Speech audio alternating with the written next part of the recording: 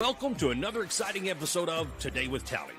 The mission and goal of this podcast is to bring an engaging conversation that will add value to the lives of everyday people. We will inspire, encourage, educate, and tell the stories of America's finest men and women in an effort to motivate you to live your life to its fullest potential. Be sure to follow us on social media and search Today with Tally. Be sure to subscribe, follow, and share the program as well. Ladies and gentlemen, your host of the evening, Mr. Brian Tally. Welcome back to Today with Tally podcast, where we add real life value to the lives of everyday people. We're on YouTube, Twitter, Facebook, Anchor FM, Spotify, and About Face Radio. Simply search Today with Tally and be sure to like, share, and subscribe to get every episode and stay up to date with the latest and greatest our guests in this show has to offer.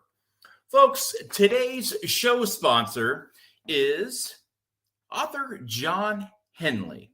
Now, he is a best-selling author who has written over a dozen books that offers a wide variety of genres for you to get lost in. If you enjoy hard-hitting military thrillers, or if you prefer to engage in massive fantasy worlds, or just want to get lost in intense detective mysteries, then look no further than author John Henley.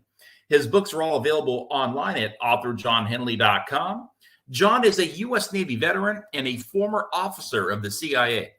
Pick up one of his hard-hitting, heart-pounding thrillers today online at authorjohnhenley.com or check him out on Amazon by simply searching author John Henley. Now, he is also doing something very unique, too. He's actually looking for active duty military folks or first responders or perhaps a veteran that has an interest in writing a story. He would love to collaborate with you. Reach out to him on his website. If you want to become an author or a co-author and work with a best-selling author, reach out to him today. authorjohnhenley.com. That's authorjohnhenley.com. Now, folks, are you a business owner? Do you have gear? Do you have merchandise? Do you have business services? Do you have an event that you want to get out to the general public? We have some very serious social media engagement from our Facebook page to our YouTube to our Spotify channels. We can help get the word out about what you're trying to accomplish as an entrepreneur. Now, advertise your business right here on this podcast. Let me help you reach your goals. Let's sit down. Let's put a marketing plan together and develop a strategy to take your business to the next level.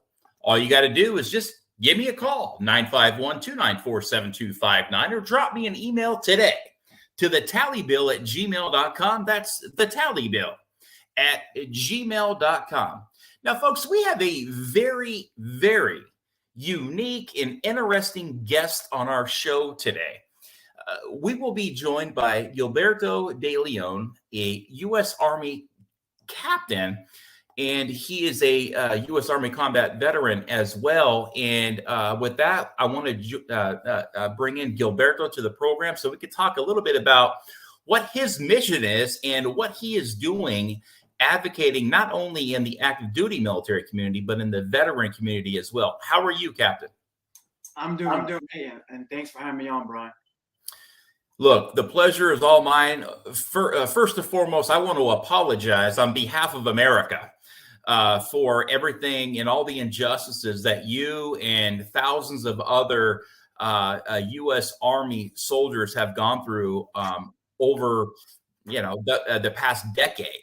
And it's definitely not fair. It's an injustice that we're going to get right into here, because our listeners and our followers here are going to be very engaged in this, because it's something that I haven't heard of. And I'm very glad that a mutual friend of ours brought this to my attention.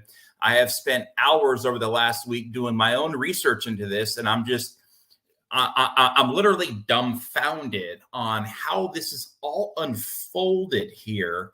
Right. And I want to set this up for our audience out there. Now, U.S. Army Captain Gilberto DeLeon participated in a program called GRAP. And it was a program that essentially paid part-time soldiers $2,000 for each recruit they helped bring into the service. Now, I want you to pick it up from there. Absolutely. And again, thank you, Brian. And you're right. It's been fine for over a decade, and we're still trying to understand the complexities. But this saga started in 2005, right? At the height of the wars between Iraq and Afghanistan, and the Army needed more bodies. So it started the program called GRAP and RRAP, or Guard Recruiting Assistance Program, or Army Reserve Recruiting Assistance Program. And overnight, it seemed that recruiting efforts were solved, offering $2K for each recruiting, like you said, Brian. And the only requirement was to talk to somebody for a few minutes and submit their name so that an actual recruiter could get them in the door. So GRAP came under scrutiny in 2012, and the Army ended the program. So federal investigators found that the Army had contracted with a company called DocuPack to run the programs in a process that met almost none of the federal acquisitions requirements. Who awarded the contract letter went to work for DocuPack. Opponent leaders like Senator McCaskill stated that the entire program was illegal, which initiated the witch hunt and incentivized reserve agents. And the task force was called Task Force Raptor. Now, they were charged to find a crime versus investigate one, which to this day is the biggest military investigation in history. And it's truly a complex. Now, the tallying process, right? And this is where CID intentionally fabricated documents and indexed innocent soldiers to several criminal databases, not just the CID and NCIS, it's FBI. And all the talent is a process within CID that creates a permanent record showing a soldier was the subject of an investigation, regardless of whether they were ever charged for a crime. It's just incredible. It's embarrassing. It's shameful. CID is what I consider is not true professional law enforcement. They're truly incompetent. For them to have the authority of a pen to destroy someone's career with irreversible damages, not just physical, mental, life, marriages, and you name it. Sure. So we had to use media as a weapon because today's Army, today's leaders are reactionary. And I won't go too far as our leaders are cowards, but they lack the personal courage to go against righteous opposition. I mean, so I want to set this up right for our viewers here because, we just threw in a lot of information at them and they may be like, man, I'm not picking this up.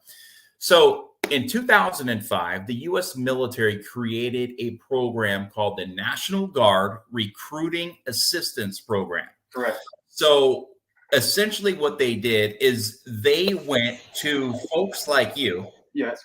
They recruited you to be a recruiter in hindsight. I mean, not really a recruiter, but they said, we are going to pretty much make our entire National Guard a bunch of field recruiters in addition to their job, and we're going to pay them $2,000 a head.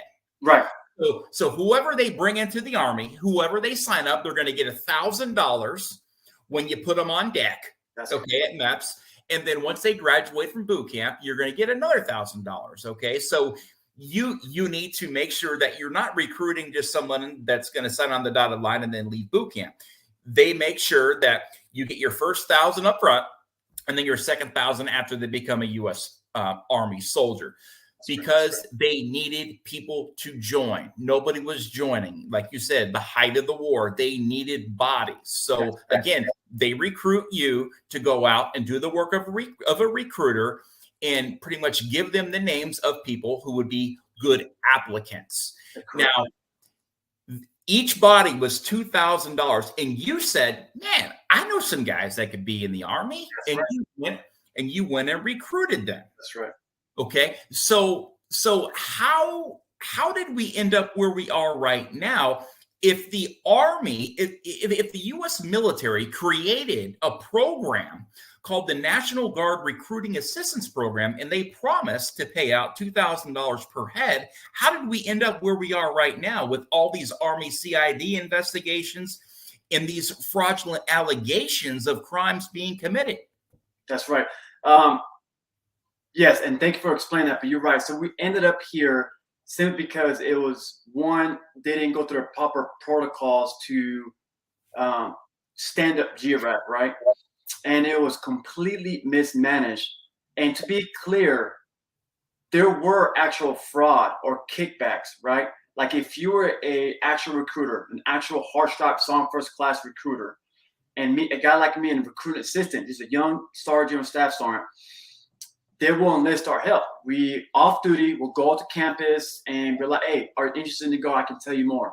We'll grab their data, put them into the database system, which is called the GRAP database, or take them to a recruiter and they take it from there administratively.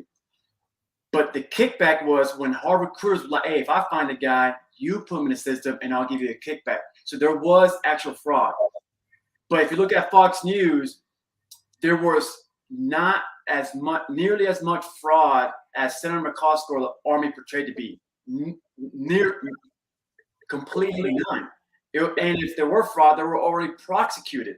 So already over 2,500 soldiers were falsely inserted into the criminal databases without even knowing about it. I didn't even know I was investigated for 12 years. That's how crazy this thing is. Oh, okay. So you did it all right. Right. You did it honorably. Yes. You're serving in the Army. You're serving overseas in a combat role. That's right. And all while this is going on, you collected your incentive of the folks that you put in, not knowing that you have been entered in this criminal database without even an arrest. Correct. That's correct. So it's been 12 years. I found out after my combat patrol in Afghanistan, a CID agent just showed up out of nowhere saying, I need to close the inquiry of your participation of GRAP. At that time, I know I didn't do anything wrong. So I gave him fingerprints, con swab, and wasn't thinking clearly because I just got done from patrol, was nervous, had to do a debrief, absolutely. And then all this happened. So the fraud investigation was the real fraud. You know, Army CID conducted investigations that, by all measures, violated all professional standards and proper investigative work, and was possibly criminal in nature. They provided false witness testimonies as documented in sworn affidavits from several victims. They listed as arrested people were merely investigated. Like, if you really participated, you were a criminal. Now, what the Army set out to do worked. And this is where it gets really, really strange. Yes. The Army spent nearly $460 million on this program. That's correct. And they enlisted around 150,000 recruits.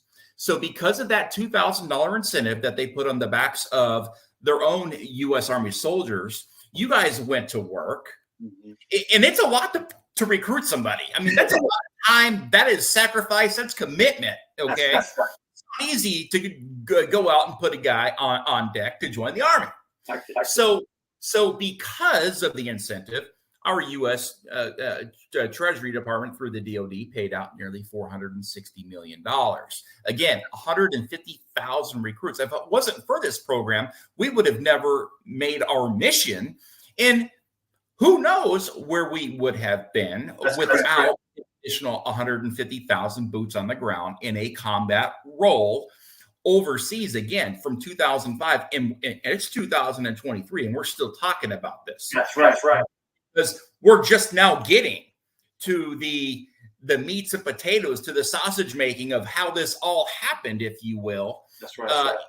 And the injustices that went on. Now, something that came to me when I was doing all of my research into U.S. Army Captain Gilberto DeLeon is that I have found that you're an honorable man. You served your country with the hallmarks of a U.S. soldier. You served with honor, with courage and commitment, and you did the job of a soldier that was asked of you, again, in a combat role or in garrison. You were a poster soldier.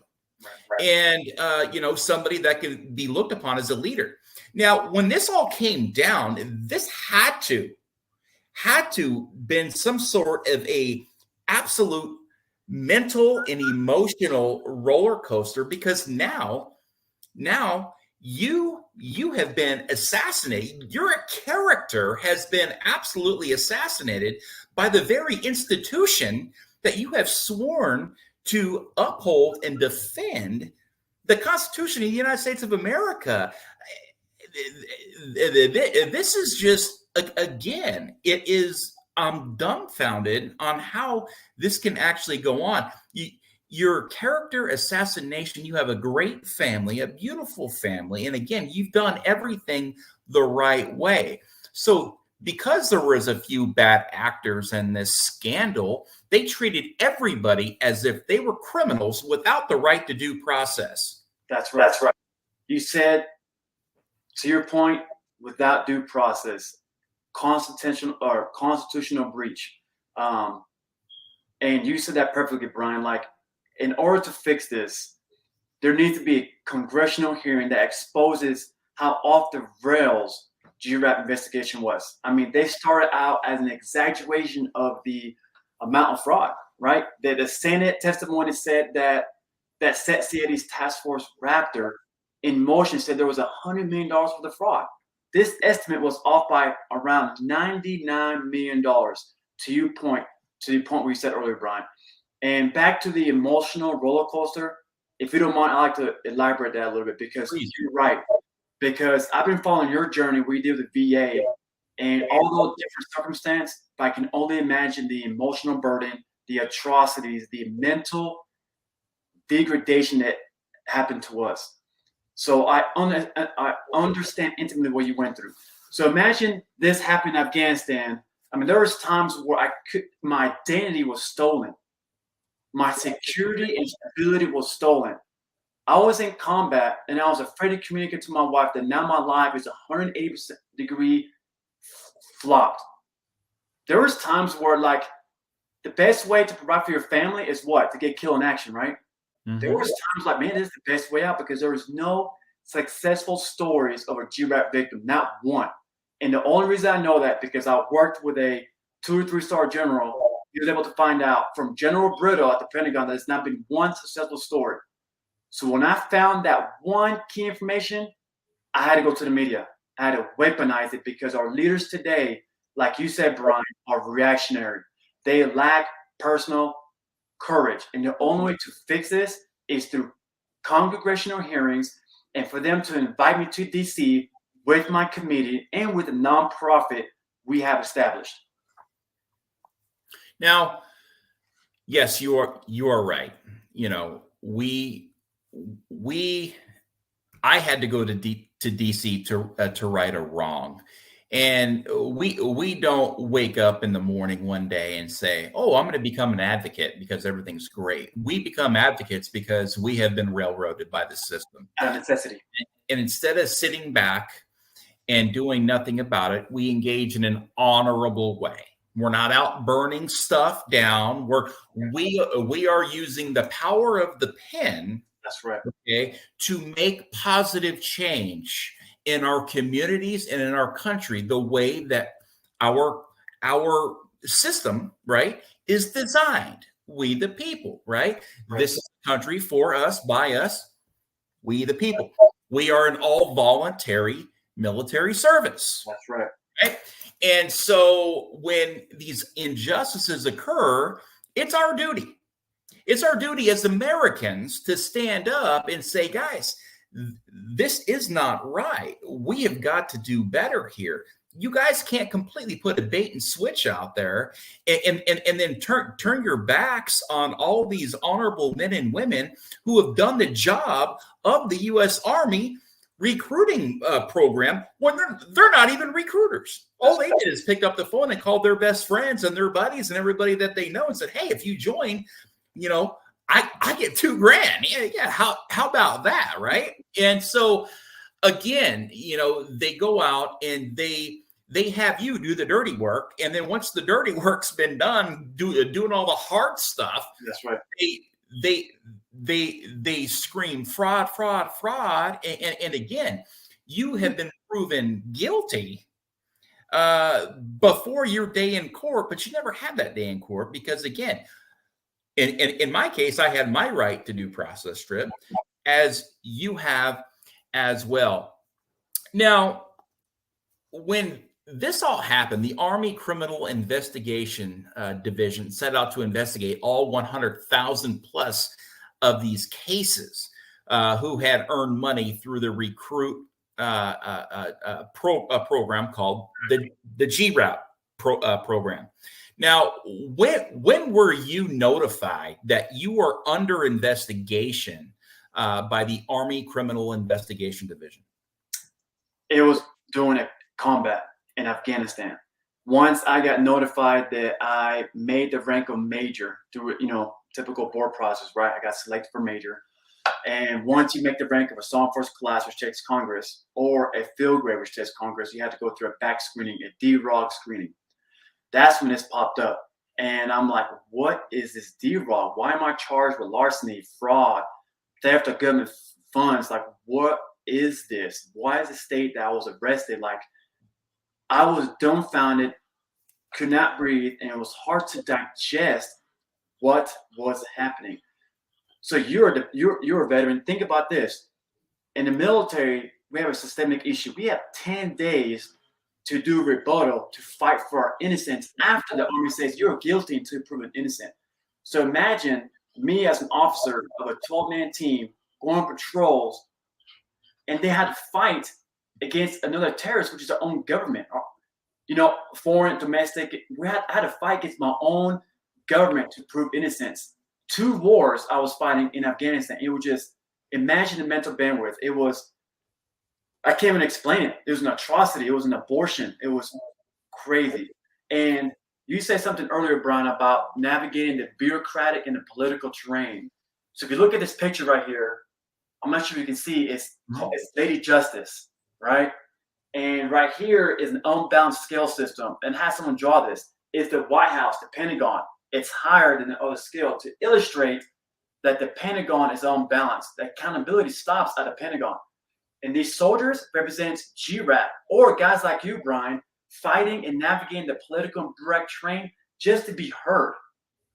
Just to be heard. And this picture represents not one appointed leaders extending the arm. Yes, we have your story. You have every foot of the data. Let me help you get justice. But not one appointed leader. And I know you know what that means, Brian, because I saw you and you fought the Veteran Affairs. And that picture will always go with me because it represents the unbalanced justice system of the government. And they'll always favor the bureaucrat, the appointed leaders. Mm-hmm. Yeah, it's easy because they're unelected and they hide behind the veil. And, yes. And you don't know who they are. They are, the deep state, if you will. You don't know who they are. They're bad actors. Again, they're unelected bureaucrats who are punching the clock that really could care less about you. They care less about me and really anybody else for that matter. That's right. Now, I want to know how you felt. I want to know how you felt when you were going through this emotional and mental warfare, if you will. You're getting word back in the rear that you are under investigation. How could you continue your combat operation missions with a clear head to go out there? I mean, as a officer with the responsibility of not only protecting the lives of your soldiers, but also the innocence of the Afghans. That's right. Good point. And I'm so glad you asked that question, Brian. It's hard, but as you know, as leaders, we're able to compartmentalize, right? Or separate things. But it was hard for me during a combat mission because I knew my life was completely turned upside down. There was points where my own teammates had to wake me up and be focused and present at task at hand. So to increase force protection, right? because you're in jeopardy if you're not fully engaged 100%, because now you're risking lives for your soldiers. But it was hard for me knowing that I'm about to go home after this 9-month deployment and have to fight another battle, knowing that I'm going to lose. I couldn't focus. It was hard. I still am in shock that my man came back home alive. And I give credit to my non-commissioned officers because they knew what I was fighting. So they were able to take a lot of the burden, the bandwidth, the planning process for patrols, because they knew what I was going through, because they knew this was not fair for an officer who's supposed to be focused on mission. And you can't even explain the mental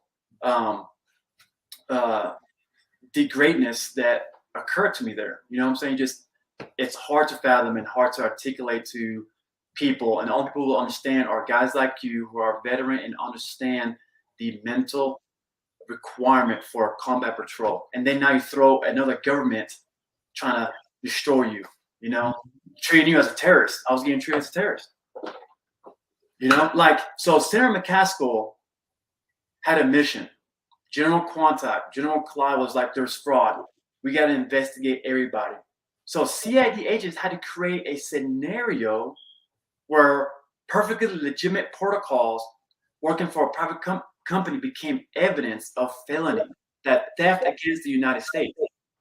I mean, they did this by lying on witness statements and intimidation. They presented evidence that contradicted published protocols. Now, this is what no one knows, and this is exclusive for you. I was investigated for the second time because of my Army op-ed I wrote on Army Times. That's what initiated the review of 880 more cases. CID keeps proclaiming that they're already doing a transformation process, but that's a lie. It was because my article that forced them to admit wrongdoing, right?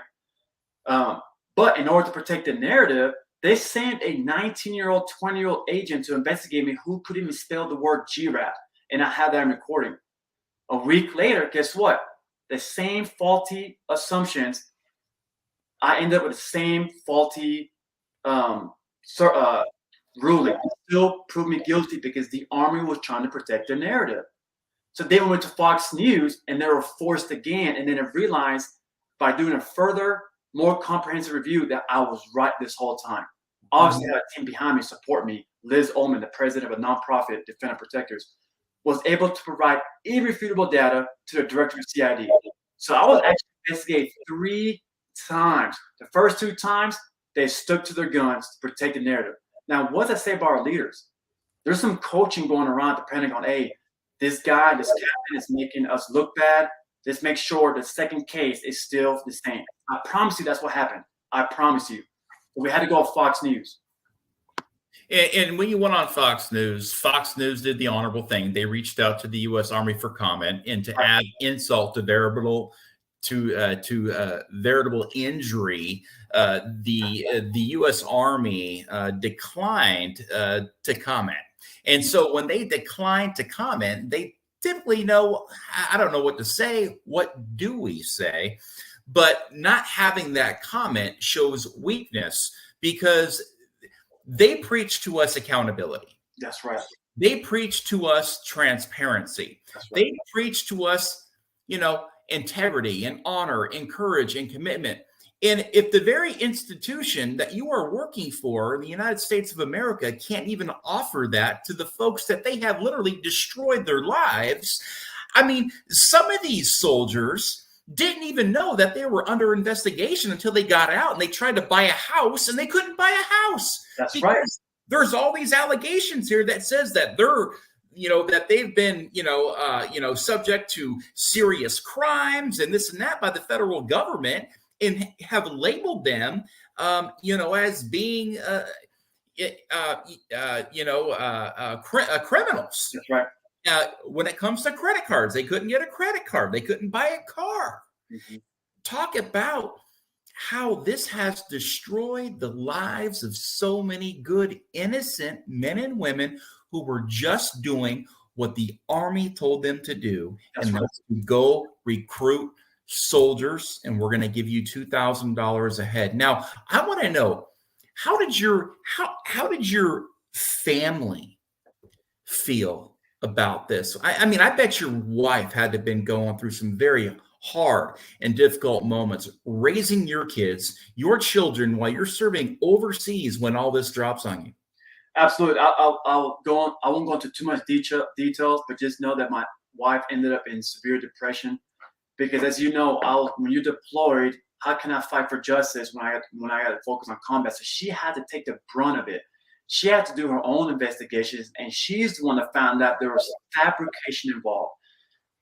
And think about the bandwidth it took. She was pregnant, by the way, on 6 children, and induced a level of depression that I lost my wife. I mean, I'm still married. I'm talking about I lost her emotional bandwidth to support me because she was so consumed by this, and she knew our life was over. She was trying to do this while we were deployed because she knew I could not fight for my name if I'm deploying or I'm in combat. She had to do it. When I get home, she was not the same person. That's all I can say. I don't want to go too much detail. But just know that it ruined our marriage.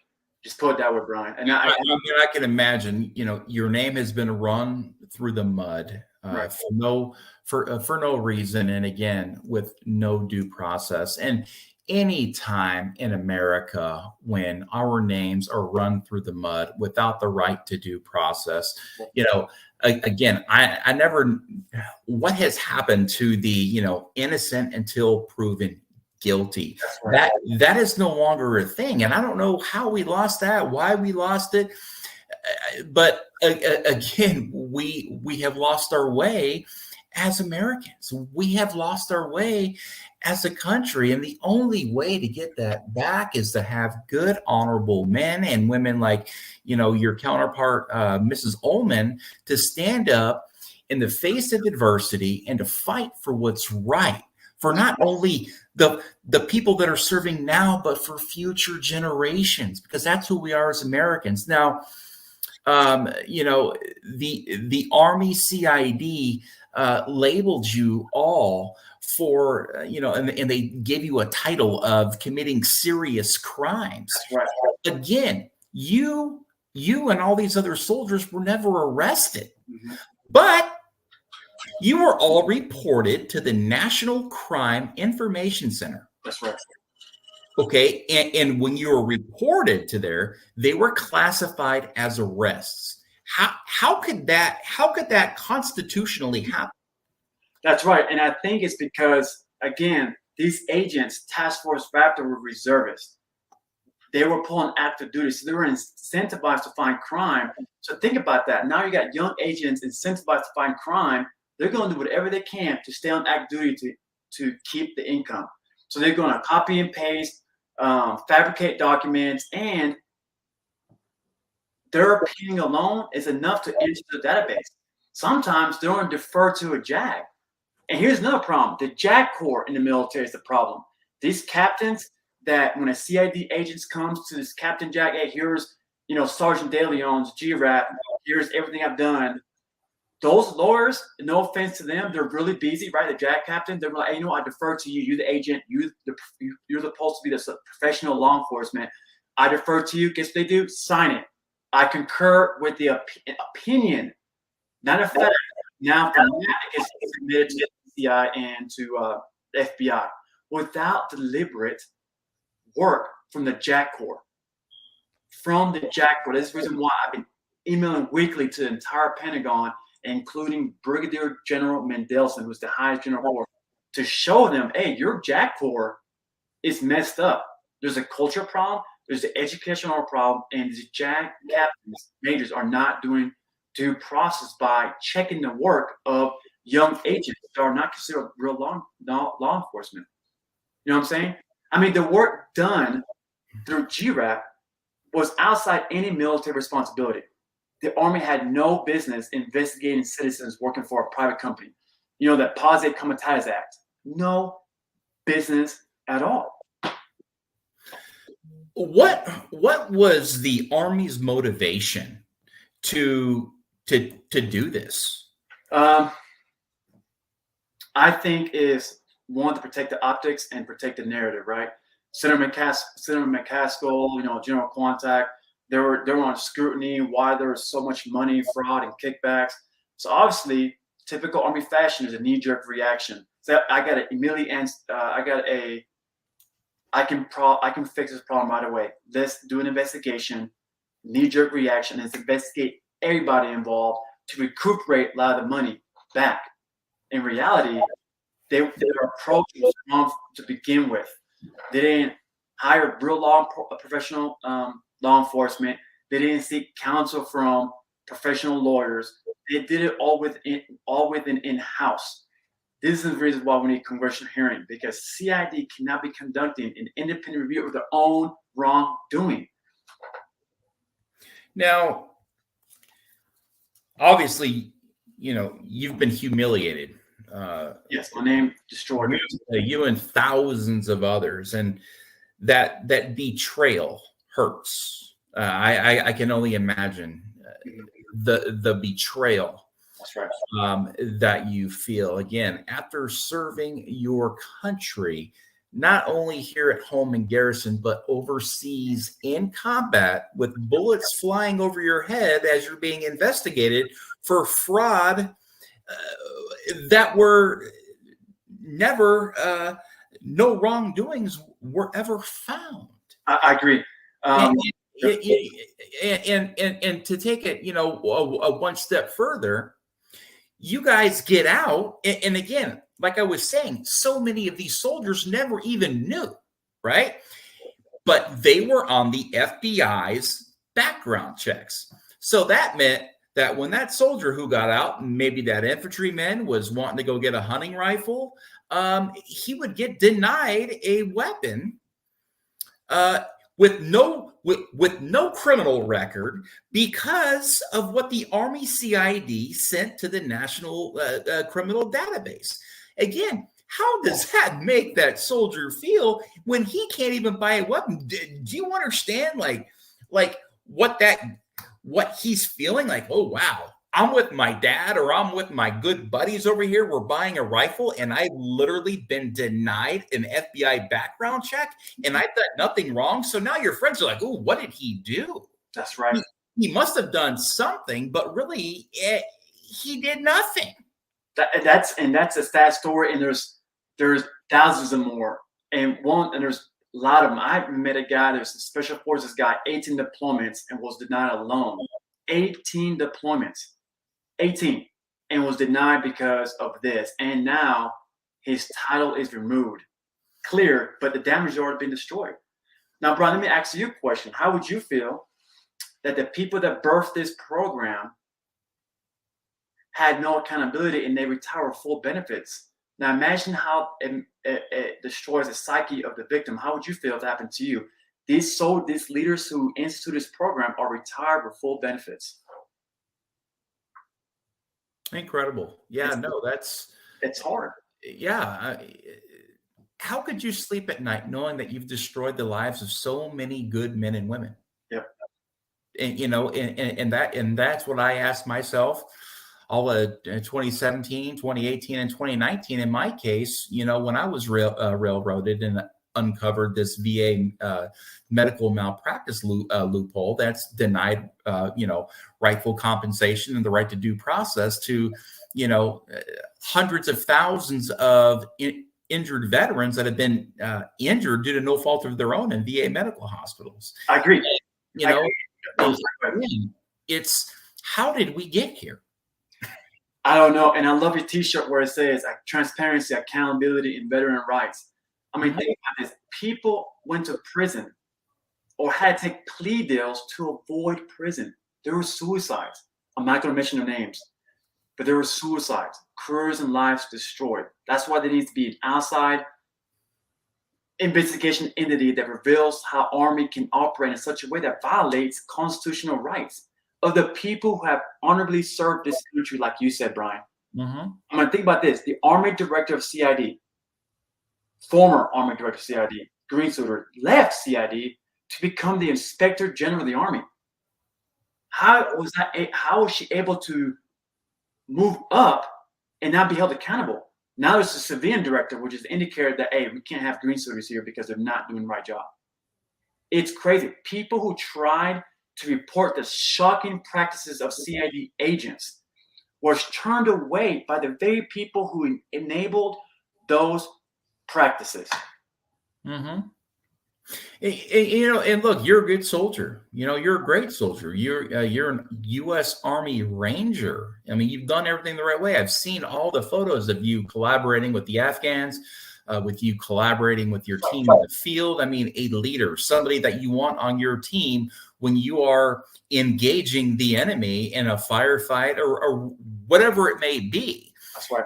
You have that leadership, and I can see it in the way you walk, the way you talk, the way you hold yourself, and the way you fight. Again, because we fight honorably, and that's the only way that you can fight really in America, because you have to have our voice here, but we have to do it in an honorable way, and that's exactly what you and your team of fellow advocates have done.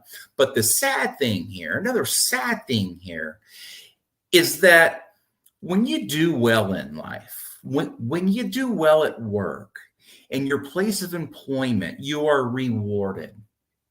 And everything you did, you never got that reward of being promoted from captain to major because of this investigation. It labeled you as a victim of investigation, and you were denied promotion. And you were somebody that wanted to serve a lifetime commitment to the U.S. Army. You labeled yourself as a lifer. How did that make you feel, again, with the betrayal of saying, you know what, I love this job, but I can't. I got to get out because of what they've done to me and what they've done to my life and what they've done to my character and what they've done to my family and what they've done to my psyche. Right. Yeah, I can't be a part of an institution that betrays their own soldiers. And if you remember, the oath we take as commissioned officers and non-commissioned officers, and I'm going to repeat if you don't mind. I do solemnly swear or affirm that I will support and defend the Constitution of the United States against all enemies, foreign and domestic. In this case, our domestic enemy is our government and military. Well, that's the way I feel. I can't see myself serving a country where they threw me to the curb. And this whole year I've been fighting, guess what, Brian? Now one leader has reached out to me and asked, how can we help you?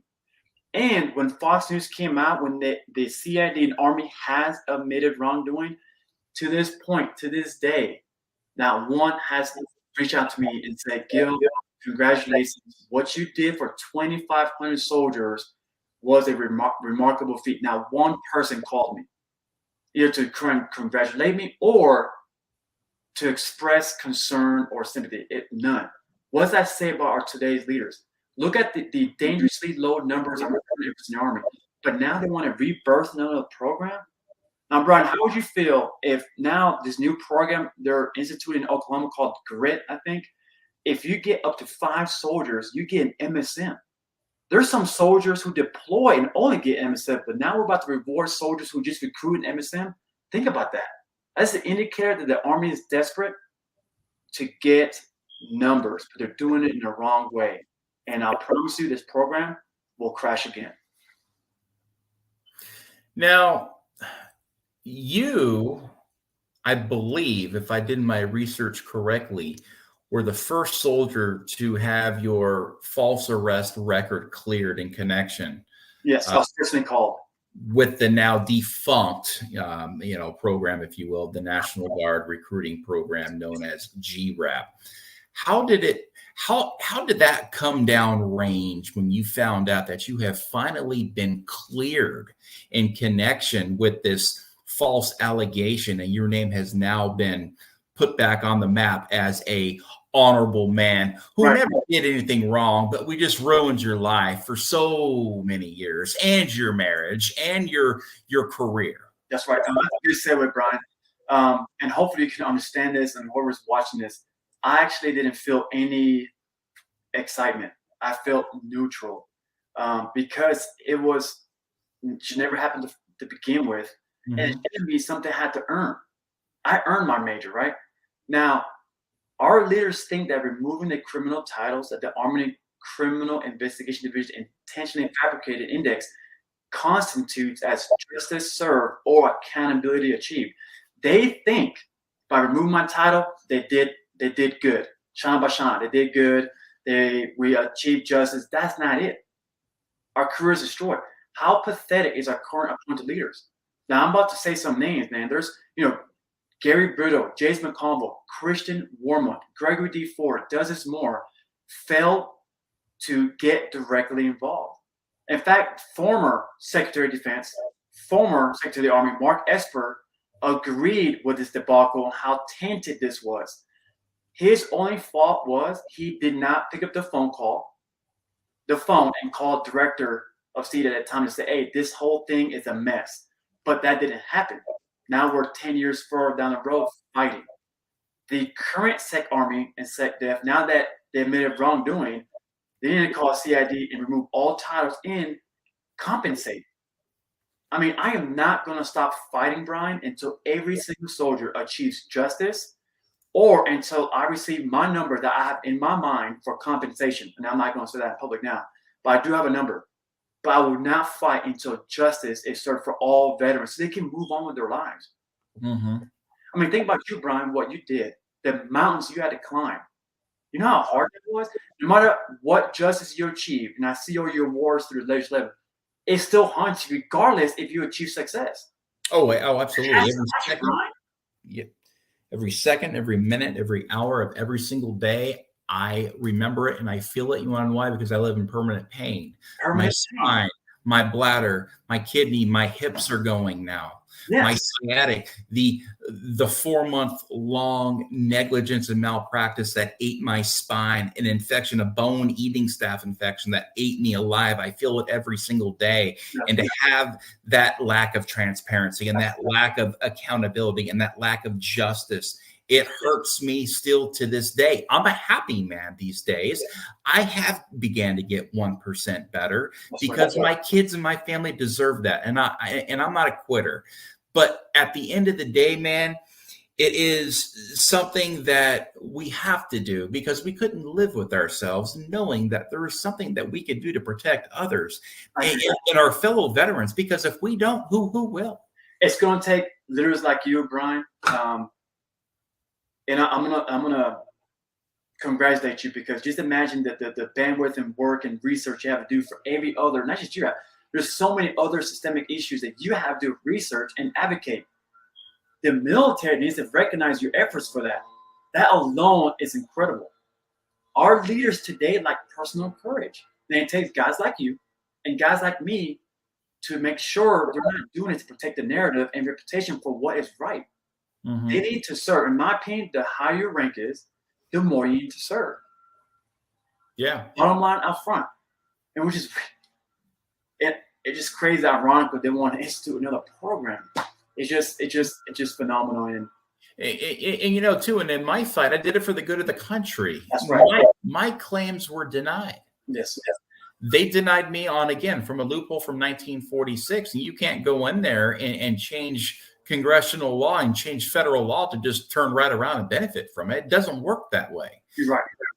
The 12,000 hours of direct advocacy and the 5 trips to DC and all the bills that I had to draft and legislate on my own because I didn't have a member of Congress because he was indicted on federal charges all had to come from the good of the country. It had to come with fundraisers to really protect the lives of 20.2 million American veterans and the 9 million that use the VA currently. So again, it is absolutely incredible what has been going on, and it's everywhere. I mean, the stories I hear are just nobody deserves to be treated this way. They don't. I think, especially in all voluntary military. I agree. I think in order for, and this is me helping the Army out, in order for them to get back on the right track, so at the end of the day, the military has a purpose in our world, right? But if they really want to get back and get a positive light, they need to invite me to DC, promote me by Secretary of Army, and issue a public apology for this, not for just GRAP, but the systemic issues that's bleeding through our government, VA, GRAP. I mean, think anything, any administrative processes that hinder justice. if the Secretary of the Army can issue a public apology, admit wrongdoing, be humble, be servant, I think the Army can go back towards the right direction. Like, just admit you're wrong, like we're taught as leaders, and issuing a public apology. Vote me in front of DC, because it's not about me. I am the face of thousands of victims. And the only reason I'm doing it is just like you, Brian. We have the bandwidth, we have the resilience to push forward, because you're right. There's a lot of victims who are unable to speak, probably afraid, or simply don't have the words or are equipped to fight. It takes guys like you and me to fight for these guys. And we're taking a good amount of risk by doing this. But we're doing it without degrading the military. We will always maintain professional. At the end of the day, all we're asking for is what your shirt say: transparency, accountability, and veteran rights. At the bottom, that's all we want.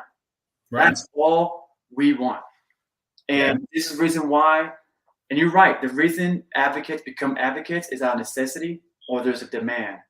And usually a demand creates an opportunity, which is why I'm into regenerative agriculture, regenerate veterans through soil therapy, through agriculture.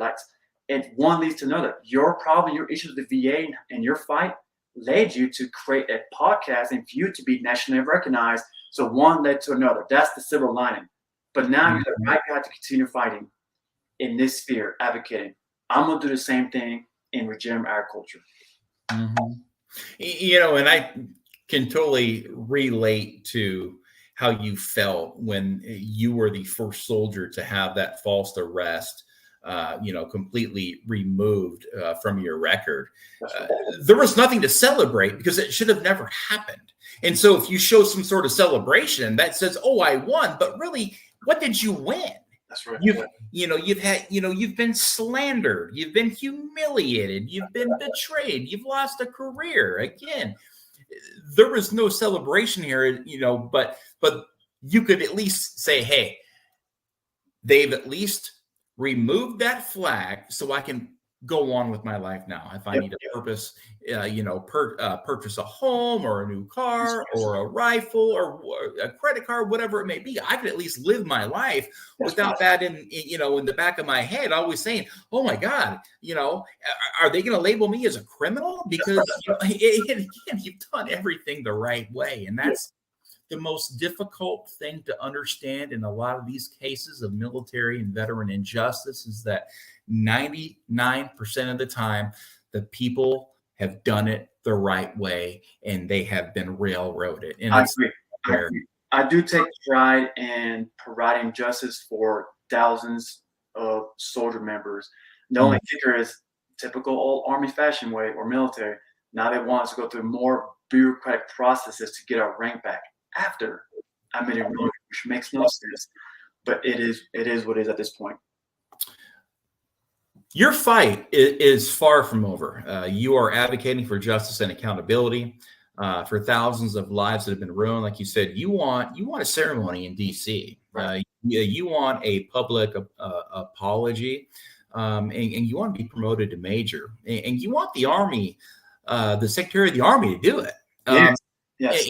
And I don't think that these are strong demands because you have become the name and the face of fixing this program and righting this wrong and this injustice, again, for the tens of thousands of U.S. Army soldiers who have had their lives completely ruined and ran through the mud because of, this injustice. I agree. I don't think my demands are very heavy. I think they're feasible, and I think that's what I at least deserve. And I would love to have all the veterans that are in the political realm, veterans or congressmen, to be part of that ceremony because they can help and use this effort for elected officials to advocate for veterans. And I would love for professional growth have the Secretary of Agriculture be there as well. One place. I would love you to be there, Brian. In fact, I'm going to send you an invite. I would love for your connection to be out there. All the veterans are in Congress because it's not about us. It's something more significant than us. So we should treat it that way. We have got to do better. Yes. We have got, this isn't who we are. as Americans. And I don't know what has happened. And and I don't know how we've gotten ourselves into these situations over generations, or if they're just now really more in your face because of social media and so on and so forth. But it's scary. It is. And I'm 45 years old, and I've lived an honorable life. I have 4 beautiful kids, been married 25 years. I've served my country. I owned my own small business. We did everything right, and we were absolutely railroaded. And it's not fair to me. It's not fair to my children, my wife, and the hundreds of thousands that came before me and before you. It's just not right. And again, people that are doing everything right, they're paying their taxes, they're contributing in a positive way to their communities, they're community leaders, they're out coaching sports and leading their community and, participating in making your community and your world and your country a better place. And it's as if the better you do in life, the more they come down on you, and the less you contribute, the more they reward you. Yeah, you're right. And what makes this more sad in regards to GRAP, this was done intentionally. That just makes it even a bigger pill to swallow, if that makes sense. Now, we don't go over an hour on this show, and so we need to start wrapping this up. But again, this has been an incredible interview, but I want to finish on this. Okay. You were quoted in Fox News saying, "From this point forward, I will never advocate for anyone to join the military." Could you elaborate on that? Absolutely. One, because I've realized that there's more than one way to serve our country, and it does not have to be uniformed services. However, I will always respect and I'll give my heart to any veterans that sacrifice their lives, especially the ones who paid the ultimate sacrifice. But until the Army fixes their systemic issues, I would never let someone into the military, because why am I going to promote something that eventually can ruin their careers like it did to me? Mm-hmm. I can't be a good advocate. It's not righteous for me to have civilians into the Army knowing that this will happen. It's not if, it's when. The Army is no longer an institution of service anymore. There's other ways to serve. And I argue agriculture is number one because of food security issues. What does this look like down the road for our country without a military, without folks willing to sign on that dotted line as a volunteer to fight and uphold the Constitution of the United States of America? I mean, if we don't have brave men and women to sign on that dotted line, what does our sovereignty look like? I'm not sure what that looked like. I don't think I'm equipped to answer that question, but I can tell those discussions are being had at the Pentagon.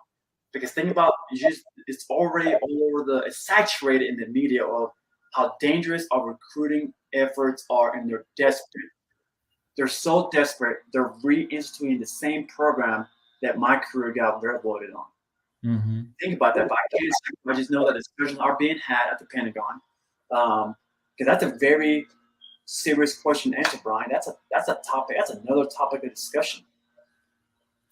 I agree.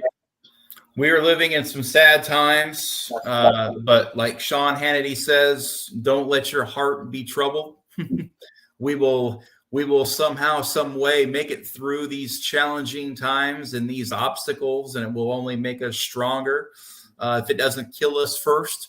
But know that you're living a life of honor and courage and commitment and fighting and standing up for your fellow veterans and your fellow active duty military members. I know you got a great team behind you, and you're doing it again. You're doing everything the right way. So stay the course. I sincerely believe that you will have the justice and accountability that you are looking for. And I sincerely believe that you will have these investigations come to light and these rights will be wrong. So thank you so much for joining us today, Captain DeLeon. We sincerely appreciate everything you have done and continue to do in the military and veteran community. Your service, your sacrifice, and dedication to our great nation is truly admirable.